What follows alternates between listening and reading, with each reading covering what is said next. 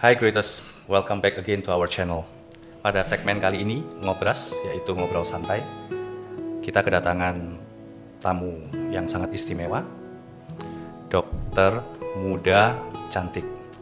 Beliau berkuliah dengan major Medicine of Bachelor and Bachelor of Surgery, atau biasa yang disebut oleh in English biasanya adalah MBBS. Beliau berkuliah di Universitas Suzhou atau biasa disebut adalah Suzhou University di kota Suzhou dan di Tiongkok. Saat ini beliau sedang bekerja sebagai seorang dokter di Rumah Sakit Adiwusada Undaan Wetan, Surabaya. Seperti apa keseruan perjalanan kisah hidupnya beliau dari awal sekolah, jenjang sekolah di Indonesia, kemudian lanjut kuliah MBBS di China dan pulang ke Indonesia dan sekarang telah menjadi seorang dokter. Yuk kita kulik sama-sama obrolan kita bersama Dr. Sylvia Sumitro, MBBS. Halo dokter. Halo Ko. Ni hao. Ni hao, ni hao. Thank you for coming. My pleasure. Thank you for Kehormatan having banget me. nyediain waktu sampai bisa datang ke podcast acara ngobrol santai kita kali ini. Seperti biasa tamu podcast kita selalu pertanyaan wajib. Bukan pertanyaan wajib sih. Ceritakan dokter masa kecil, perjalanan hidup, keluarga, latar belakang keluarga maksudnya, hingga SMA. Oke, jadi aku anak paling kecil dari 4 bersaudara dan semuanya cewek. Wow. Cece ya kita semua lahir dibesarkan asli di Surabaya. Oke. Nah, jadi aku pun juga gitu dari kecil sampai SMA aku di Surabaya. Aku SMA di Frateran. Oke.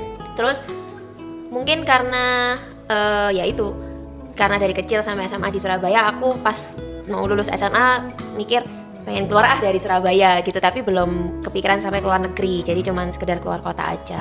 Terus memang dari kecil aku anak yang cukup aktif, jadi banyak kegiatan. That's good, yeah. Aku suka nari, jadi aku dari umur 4 udah nari di sebelah ini, tetangga sebelah itu kok, di Jalan Pandan itu. Terus habis itu, karena kan rumahku juga deket sini. Terus sama mama juga dari kecil tuh pokoknya menganggap bahasa itu penting banget, terutama bahasa Inggris sama Mandarin. Apalagi kan kita kan Chinese ya, masa nggak bisa ngomong Mandarin. Jadi dari kecil pun juga udah dilesin Inggris sama Mandarin juga. Gitu sih. Oke. Nah, pada waktu akan lanjut jenjang ke setelah SMA, jenjang ke sarjana, katakanlah S1. Waktu itu dokter ada daftar major lain kayak atau university atau di negara lain? Iya, ada. Jadi kayak tadi kan belum kepikiran sampai mau keluar negeri, cuman keluar kota. Cuman ya nggak tahu kalau sistem yang sekarang ya, tapi waktu aku dulu itu kan ada, kalau mau daftar tuh ada form yang bayar, ada yang gratis gitu. Jadi waktu itu kan jalur prestasi, pokoknya formulir yang gratis aku ambil dulu lah ya. Terus universitas-universitas yang gede kayak misalnya Petra, Ubaya, aku ada daftar. Cuman dan aku kan orangnya pokoknya yang berhubungan sama orang lah gitu jurusannya. Jadi kalau nggak salah inget nih, aku daftar di Petra itu jurusan ilmu komunikasi. Oke, jauh banget ya. Iya, jauh banget. Terus di Ubaya aku ambil psikologi karena dulu memang sempat bingung antara dua, kedokteran atau psikologi. Dan di Ubaya kan terkenalnya psikologi. Terus habis itu yang di luar kota aku ada ambil di Bandung. Waktu itu aku punya saudara di situ sama cici sepupuku yang di Bandung juga kedokteran di situ. Terus di situ aku daftarnya fakultas kedokteran, yang pilihan keduanya psikologi. Terus sama di Jakarta aku di Atmajaya pilih fakultas kedokteran. Soalnya dulu mama lulusan FK Atma. Jadi ini greatest background keluarga, ternyata mamanya Dokter Sylvia juga seorang dokter. Iya. Yang di Bandung universitas apa ya? Maranatha. Christian Maranatha. Itu swasta semua ya? Kebetulan saudaraku tuh rumahnya tinggal jalan kaki juga dari Maranatha gitu. Dan dulu kenapa tadi aku sebutin swasta semua, karena dulu aku juga masih skeptis sama, maksudnya kalau ya takut rasis lah gitu, maksudnya kalau di negeri gitu. Terus ya udah ya keterima akhirnya, tapi kan karena memang yang di Surabaya nggak serius gitu kan. Terus paling tinggal pilihan antara dua itu, FK atau psikologi. Terus papa puji Tuhannya juga aku punya orang tua tuh yang nggak, kamu harus ambil ini tuh, enggak, cuman tetap bisa kasih pertimbangan, masukan kan ya. Pertimbangannya kan kalau misalnya psikologi luas gitu, setelah lulus kita bisa jadi guru, HRD atau jadi psikolog gitu. Tapi yang satunya kalau kedokteran ya udah jelas gitu kamu jadinya fix, dokter.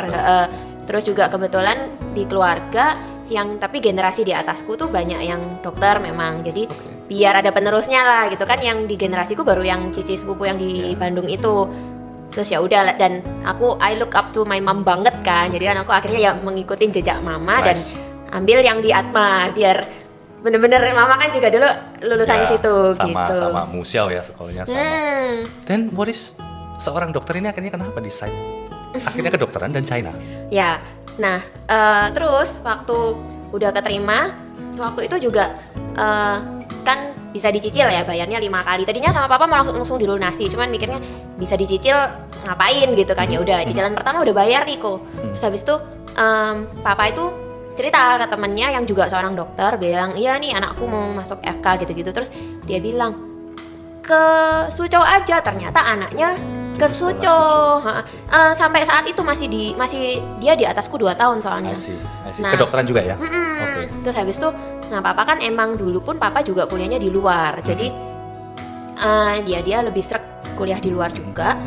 Dan waktu itu dijelasin lah Suzhou tuh kotanya gini.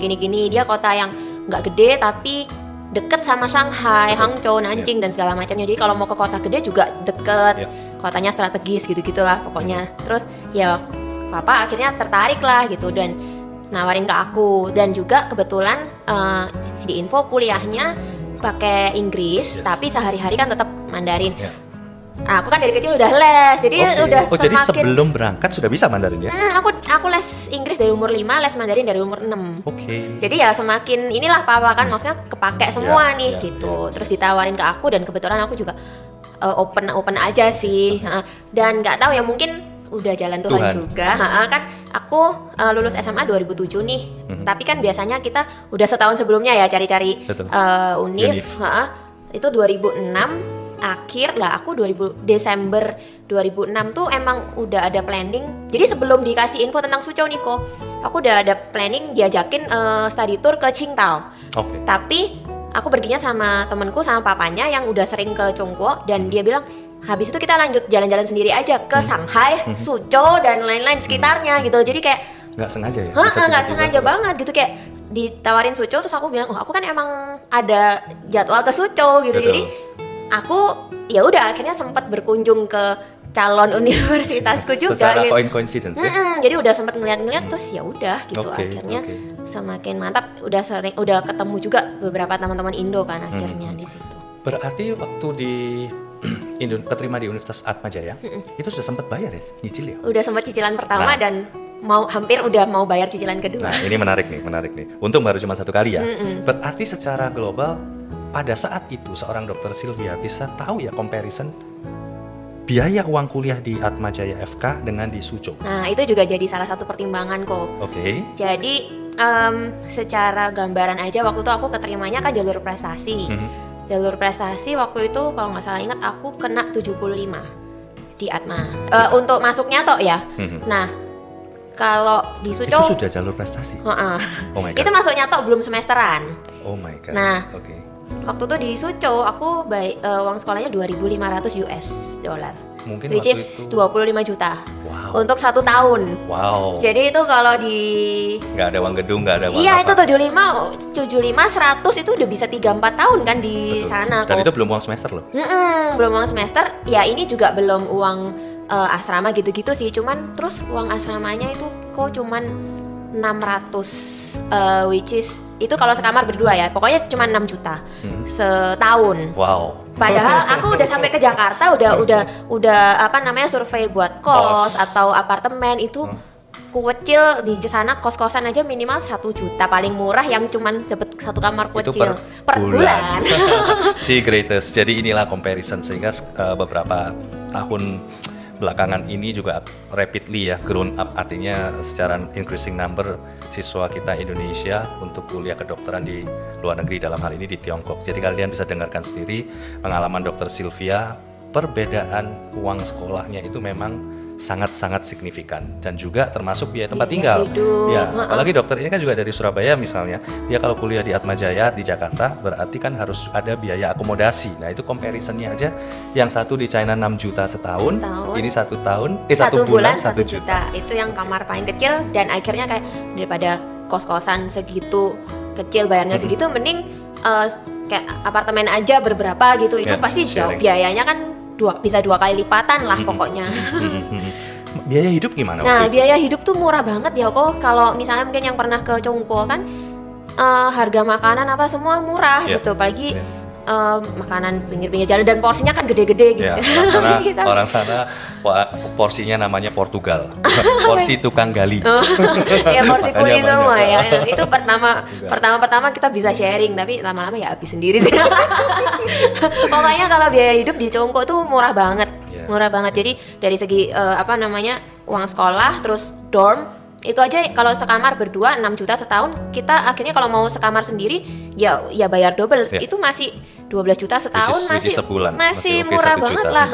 Masih oke lah, dianggap kurang lebih lah sama Indo kan gitu. Tadi dokter mention biaya 25 juta per tahun kedokteran di Suzhou University. Itu udah termasuk, misalnya kan kedokteran kan kita tahu sendiri ya, keluar masuk lab, terus butuh alat dan lain sebagainya. Apakah itu udah include semua?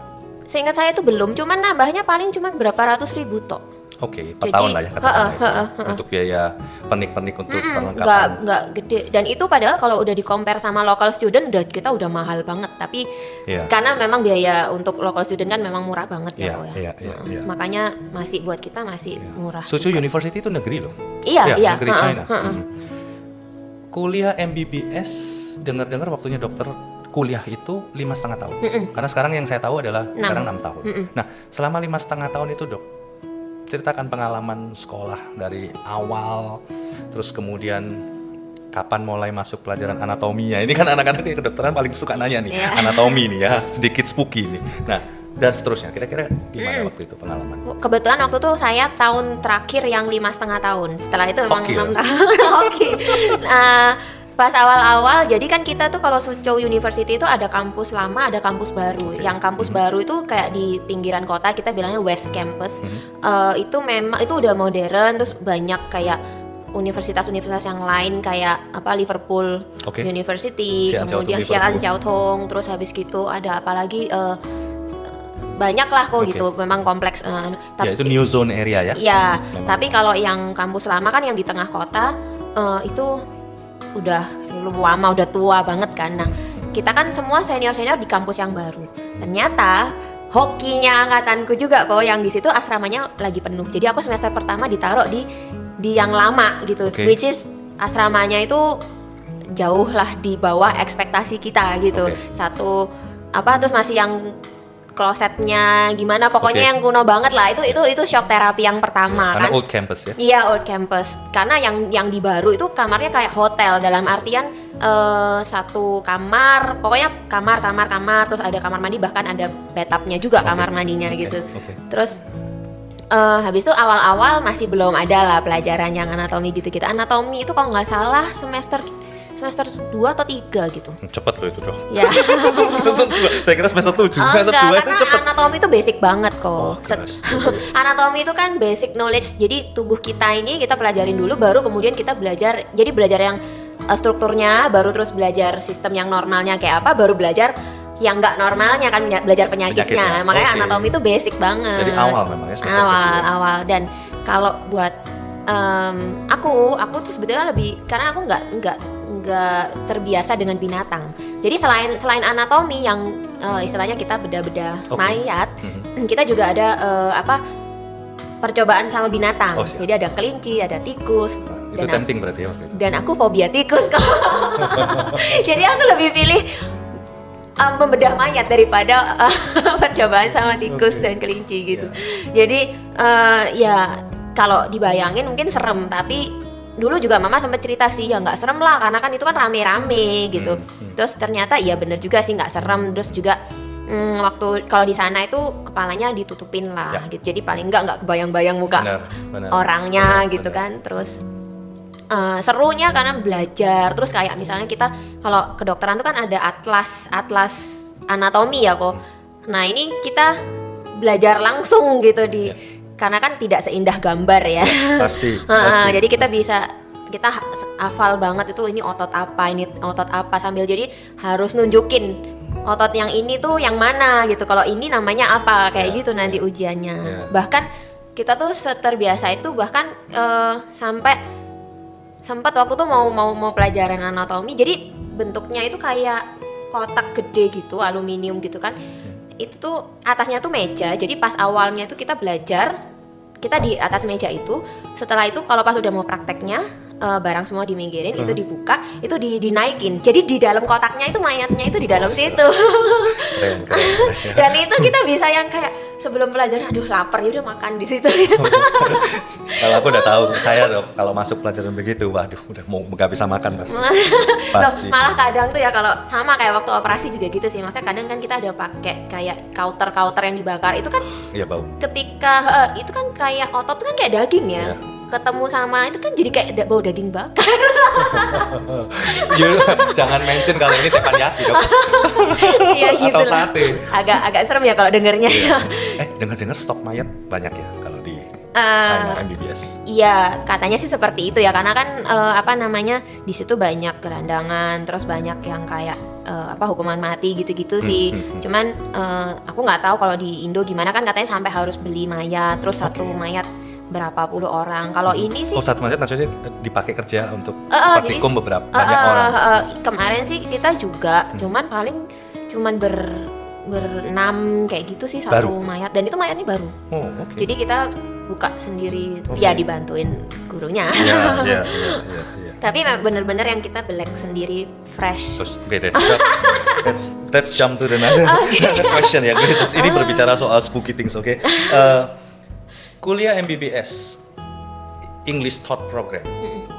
Hubungan dengan international students dari negara mana aja? Terus kemudian apakah dokter pada saat itu juga ada mingle dengan local students? Jadi memang kalau yang paling dekat memang pasti sesama Indonesian friends sih gitu.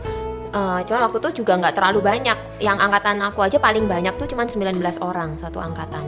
Yang Indonesian 19 Indonesia. Yang lain paling cuma 12 kayak gitu kan yang angkatan lain. Terus sisanya itu Indian, Pakistan, Bangladesh. Ya Bangladesh waktu itu nggak ada, cuma ada dari Amerika. Oke. Amerika, tapi yang mereka juga turunan, ada yang Pakistan Amerika, ada yang Chinese American juga ada kayak gitu. Nah memang kita mostly sama Indonesian, tapi misalnya orang Indonesia itu kan terkenal ramah dan bisa bergaul dengan siapa aja. Jadi kita pun deket sama. Sedangkan kalau kayak teman-teman India, Pakistan, mereka kan ada yang Hindu, ada yang Muslim. Jadi mereka masih cewek sama cowok tuh masih spirit banget kayak gitu-gitu. Nah, sedangkan kita kan cewek cowok mah apa aja. Gitu kan. Jadi jadi kita sama mereka pun juga cukup membaur. Terus sama lokal juga. Tapi kan kita nggak terlalu banyak karena kita kan international program. Paling temennya teman atau apa. Terus ada juga kita kan dapat pelajaran Mandarin juga kok. Nah, lausul-lausulnya itu yang ngajarin bahasa itu kan masih relatif muda. Itu jadi temennya kita juga kayak gitu sih. Terus ada juga teman-teman dari universitas lain yang di sekitar situ. Berarti memang MBBS ini adalah international program, artinya lokal tidak masuk ya? Iya, kita separate. Jadi pelajarannya pun bahasa Inggris. 5,5 tahun seperti yang saya ketahui adalah ada magang, internship.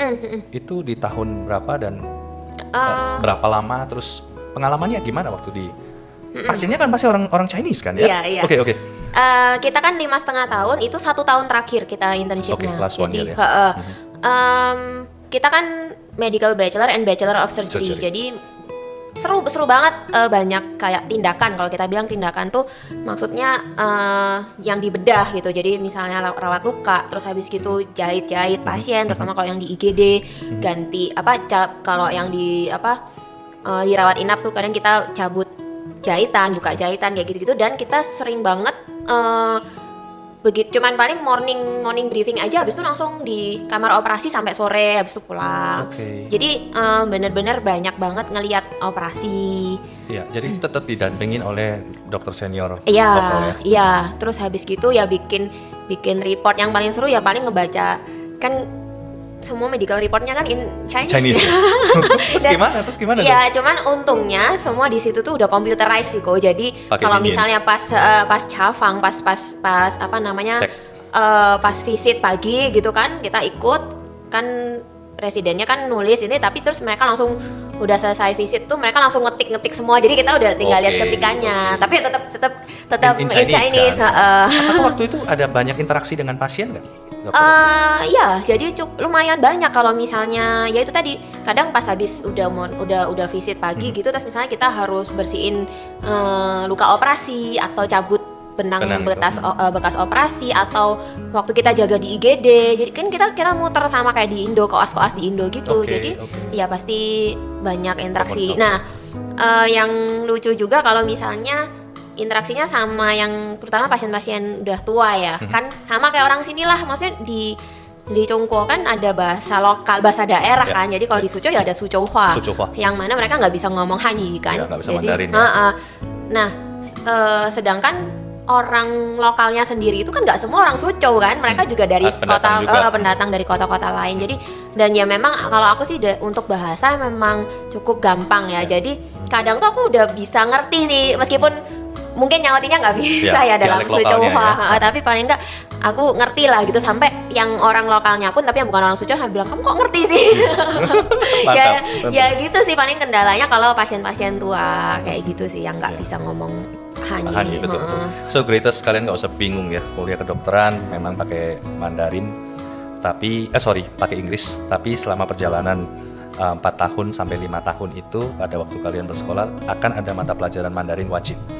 Artinya sebelum greatest siswa-siswa kita ini terjun ke dalam internship, yaitu harus menguasai minimal, harus lulus HSK level 4 sampai ada yang 5. Jadi itu yang memang dipergunakan untuk pada saat kalian internship nanti, karena akan direct langsung dengan komunikasi dengan pasien. Itu nanti di ininya di mata pelajarannya ada, terus tapi biasanya sih nggak cukup, biasanya kita ambil les tambahan. Lagi tambahan.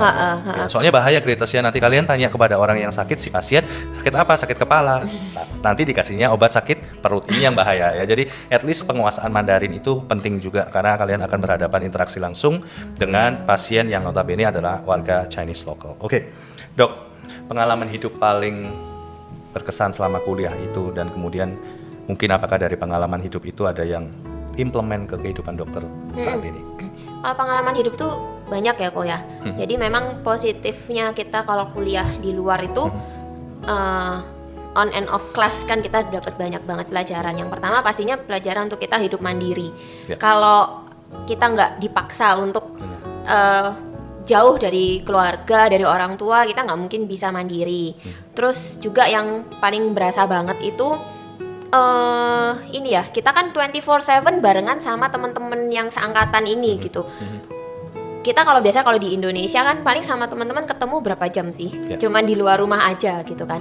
Tapi kalau orang yang kita bisa temenan deket, tapi kalau misalnya tinggal bareng belum tentu bisa kan. Nah ini kita harus tinggal dengan banyak orang, tinggal bareng, meskipun maksudnya bukan sekamar rame-rame, enggak, tapi kan intens banget kan ketemunya. Kita bangun tidur ketemunya dia, ntar sebelum tidur juga ketemu sama dia lagi. Pokoknya kita tuh bener-bener deket gitu, kemana-mana bareng, pokoknya almost 24/7 barengan. Dan itu memang pas awal-awal, dan itu tuh kayak gila, ternyata ada ya orang kayak gini. Terus jadi kita tuh dibukakan banget matanya dengan berbagai macam karakter orang yang berbeda-beda banget. Dan itu kita nggak bisa kalau kita nggak suka terus nggak mau temenan sama dia, karena keluarga kita di sana itu ya teman-teman kita itu gitu. Kita nggak punya siapa-siapa selain mereka kan. Jadi kita belajar mengenali banyak banget karakter orang dan bagaimana saling menerima, saling menyesuaikan. Iya, jadi akhirnya kita bisa, namanya berantem pastilah, sama kayak kita sama saudara kandung lah ya, kok berantem tapi habis itu ya udah ya, itu sih yang paling. Terus habis itu yang berikutnya itu kalau belajar dari orang lokal itu memang etos kerjanya mereka yang luar biasa. Jadi mereka itu, kita kan tinggal di international dormitory, kalau mereka kan di lokal. Nah itu mereka itu listrik, jadi ada jam malam, jadi kalau di atas jam 10 lampu mati semua. Terus dan dorm udah dikunci juga gitu. Jadi bayangin kalau misalnya bulan-bulan mendekati ujian, nggak mungkin lah jam 10 kita tidur. Pasti. Nah sedangkan listrik udah mati nih, makanya kalau sebulan 2 bulan mendekati ujian tuh semua ruangan kelas tuh dibuka 24 jam. Jadi mereka itu belajarnya ya di kelas karena kalau di kamar udah mati lampunya. Dan itu menurutku luar biasa banget sih kok, kayak semua kita tinggal ya udah ke kelas mana pilih aja yang ada tempat duduk yang masih kosong. Kita belajar di situ dan segitu banyak orang tuh sepi. Bener-bener kayak di perpustakaan yang kalau kita berisik bisa kayak oleh orang gitu. Dan itu akhirnya kita pun kebawa gitu loh. Dan itu kayak maksudnya itu kan disiplin loh. Iya, disiplin gitu. Kita mungkin dulu terbiasa kalau waktu sekolah ini ya apa mama gitu kan. Ayo belajar besok kayak gitu kan. Kalau di situ kan siapa, nggak ada gitu. Dan itu dengan kesadaran sendiri, dengan kedisiplinan yang kayak gitu. Ya akhirnya kita ikut gitu. Akhirnya aku pun juga belajar di kelas karena kalau di kamar ngantuk. Yang ada ranjang kan, laptop. Ingin pindah ketiduran mulu bawaannya. Sedangkan kalau di kelas kan ya udah meja nggak ada apa-apa gitu. Mau makan mau ngemil juga berisik kan gitu. Paling bisanya yang ngemil yang pokoknya yang silent lah gitu. Paling kalau misalnya pas lagi bosan atau apa juga serunya bisa mungkin belajar bareng di kamar siapa kayak gitu yang pas mungkin lagi agak nyantai-nyantai. Dan itu serunya adalah dari latar belakang dan negara yang berbeda-beda. Dan ada Pakistan, ada US, ada India, gitu. Dan Indonesia juga ada itu. Oke Dok, setelah lulus MBBS di China, kenapa decide balik ke Indo? Oh nggak waktu itu mikirin taking specialist ataupun mungkin kerja di sana gitu. Yang pertama ya mungkin karena orang tua di Indo ya. Terus yang kedua ada perasaan nggak safe lah kalau misalnya kerja di situ karena orang sana kan kasar ya. Banyak ngelihat pasien berantem sama dokter dalam artian berantem fisik, terus banting-banting barang kayak gitu lah. Maksudnya kayak kurang dihargain lah gitu. Jadi positifnya memang kalau di Indonesia itu kan masih lebih dihargain lah gitu. Cuman memang kalau untuk belajar tuh enak banget di sana karena nggak ada birokrasi, nggak ada, maksudnya disiplin juga, maksudnya nggak ada yang ya sorry itu saya maksudnya jadwal ya udah kuliah, maksudnya kalau di sini kan dengarku kayak misalnya ini jadwal kuliah tapi sering cancel misalnya karena dosennya nggak bisa atau apa. Kalau di sana jarang banget kayak gitu. Kalaupun sampai di cancel pasti diganti dan itu jarang banget. Pokoknya kalau untuk belajar tuh enak banget gitu. Terus kenapa kok nggak ambil spesialis? Jadi itu sebetulnya terbagi dua kubu. Ada yang langsung memang spesialis dulu baru balik, ada yang langsung balik. Dan aku kan yang termasuk yang balik dulu. Yang pertama karena papaku sendiri nggak yang nge-push untuk langsung spesialis karena dia sendiri cukup idealis lah. Maksudnya kan harusnya kita terjun dulu baru terus kemudian kita seneng memang mau kemana baru ambil spesialisasi. Itu yang pertama. Kemudian sebetulnya pertimbangan yang paling kalau dari aku sih karena kan kita memang mindsetnya mau balik, kita harus adaptasi. Nah adaptasi itu yang kita nggak tahu nih, namanya di Indonesia kan peraturan bisa berubah-ubah setiap saat gitu. Dan terus dengar cerita yang mau adaptasi itu kayak mesti nunggu lama, ngantri lama. Ada yang FK-nya di Indo terus spesialisasinya di luar, sambil nunggu mereka kerja sebagai dokter umum gitu kan, dan itu nunggu bisa setahun 2 tahun. Terus aku mikir, terus kalau aku sambil nunggu aku ngapain gitu? Secara dokter umum aja nggak bisa gitu kan, cuma lulusan SMA nanti jadinya gitu sih. Jadi biar beresin dulu satu kan gitu. Iya, mikirnya ya udahlah mumpung masih bisa adaptasi, toh juga belum ada bener-bener yang mau ngambil apa gitu. Jadi mumpung, dan dulu sih katanya kalau misalnya ngambil spesialis di luar, baliknya itu dokter umumnya adaptasi setengah, terus langsung lanjut spesialisasinya, dan kenyataannya nggak gitu. Tetap harus diselesain satu-satu. Oke. Nah, ini yang banyak creators di luar sana pingin penasaran, dengernya kan selalu gitu ya kalau di luaran. Lulusan dokter luar negeri, terus kemudian selanjutnya dokter lulusan dari Tiongkok. Nah, penyetaraan ijazah waktu itu prosesnya hingga akhirnya jadi dokter itu gimana? Ya banyak sih yang nanya, kok bisa gitu kan, kok lulusan luar terus kok bisa gitu. Ya memang bisa, tapi memang ada prosesnya itu tadi. Sebetulnya prosesnya ribet enggak, cuman ya memang cukup panjang. Jadi waktu itu masih semuanya harus datang. Manual? Manual, dan apalagi kan semuanya berpusat di Jakarta. Dokter waktu itu 2013 awal. Per 2014 all online. Ya makanya ya udahlah ya. Oke, Tapi lanjut. ya itu sih apa namanya, di situ berasanya kita udah terbiasa mandiri ya, hidup sendiri, ngapa-ngapain apa-apa ngurus sendiri, jadi udah terbiasa juga sih. Jadi waktu itu sempet sering banget bolak-balik PP dalam sehari, PP pagi ke Jakarta, sore balik ke Surabaya, udah kayak business woman gitu. Bukan dokter ya? Bukan. Nah itu ngurus mulai ke Dikti, habis itu ke KKI, habis itu ada interview juga kan. Terus udah selesai, kita dapat rekomendasi itu untuk ke universitas. Kita universitasnya bisa pilih, yang penting kan universitas negeri. Nah mungkin yang agak lamanya itu menunggu proses pemanggilan dari universitasnya masing-masing. Dan Waktu itu berapa lama? waktu itu kan aku mulai prosesnya anggaplah Maret 2013 dan aku mulai internshipnya Desember. Oke. Dan itu udah termasuk cepet sih. Ya. Karena nunggu aku kan waktu itu di Udayana di Bali. Bali, Heeh. oke. Itu ngantrinya nggak terlalu lama. Waktu itu di rumah sakit mana? Di Sanglah. Oh, oke. Sanglah Denpasar ya. Ya itu kira-kira jadi sekitar 9 bulanan. Di Sanglah ya, rumah sakit Sanglah.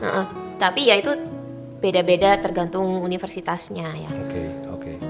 Berarti setelah 9 bulanan di Sanglah sudah resmi ya dokter ya? Jadi kayak disumpah lagi, padahal di Congko kan udah disumpah. Terus, Jadi ya nggak susah lah ya kalau dibilang-bilang. nggak susah sih. Yang penting dijalanin aja prosesnya. Iya. Nice, oke.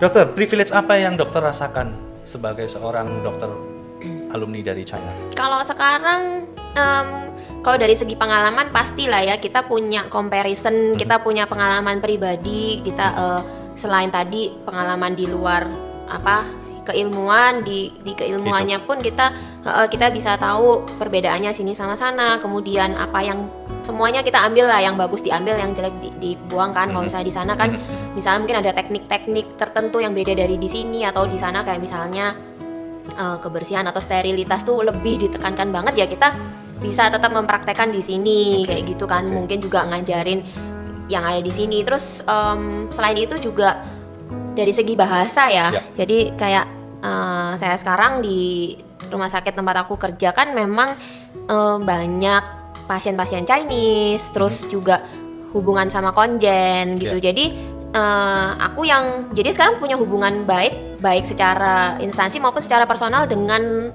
pihak konjen. Terus karena pastinya kalau misalnya ada apa-apa ya aku yang kontaknya ke aku.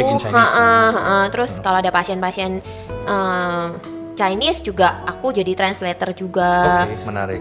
Jadi ini memang kelebihan lah ya, selain pengalaman hidup sebagai seorang mahasiswi kalian dokter ditempa sedemikian rupa, baik dari sisi culture, dari sisi spirit of study, dari pengetahuan, pengalaman dan lain sebagainya. Ini aspek lah yang menarik. Dokter, short closing dari dokter untuk para greatest di luar sana yang mungkin kepikiran mau kuliah kedokteran di China. Iya. Buat greatest semuanya yang pengen nih kuliah di luar, specifically di China, tetap semangat, jangan pokoknya tuntut ilmu dan raih cita-citamu setinggi langit. Kalian pasti bisa, karena kalau saya bisa, kalian juga pasti bisa. Yang penting pilih temen yang benar, pilih pergaulan yang benar, supaya juga nggak terjerumus ke dalam hal-hal yang negatif. Benar. Gitu. Oke. Very nice dokter, chit-chatnya. Very pleasure to have you with us. Semoga bisa membagikan cerita yang menarik. Pasti. Terutama dari ngomong sisi spooky sampai sisi yang manis. Well, thank you dokter. Thank you for having me. Oke, thank you. Bye. Bye-bye. Sampai di ujung acara segmen Ngobras kita kali ini dengan Dr. Sylvia Sumitro MBBS. Thank you for watching, and if you like this video, please press the like button and don't forget to subscribe to our channel. Once again, thank you and see ya.